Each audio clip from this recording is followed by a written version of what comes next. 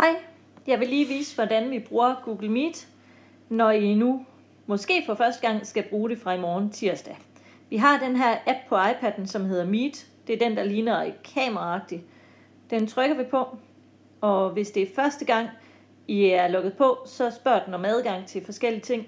Der skal I trykke fortsæt, og OK til at bruge mikrofon, OK til kamera, og OK til at logge ind.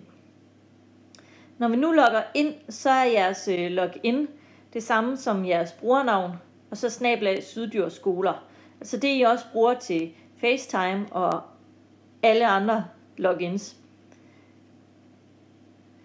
Det er altså jeres brugernavn, det I plejer at skrive øverst til login, og så @Syddjursskoler.dk.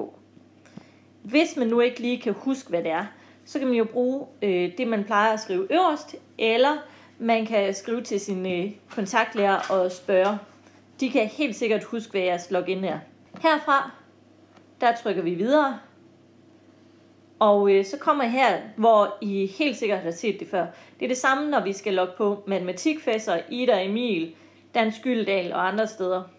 Som I kan se, så har jeg gemt mit login på iPad'en, så jeg skal bare bruge mit touch.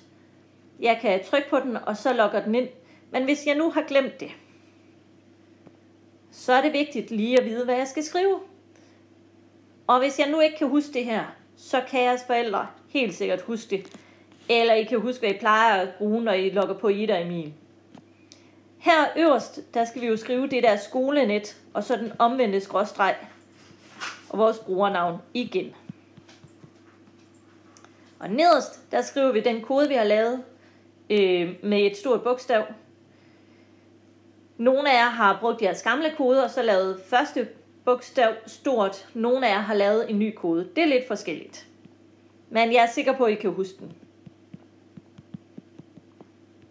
Så logger vi på. For sådan.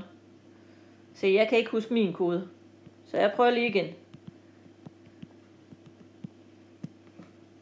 Så er jeg logget på. Det her, det er kun noget, vi skal gøre første gang. Så når I først har gjort det her, så skal I ikke logge på igen. Så husker den jeres login.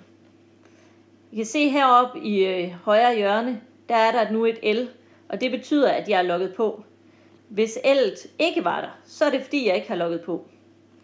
Nu er jeg egentlig klar til at deltage i mødet. Så jeg trykker på deltage i møde. Og jeg skriver den kode, jeg har fået fra min lærer.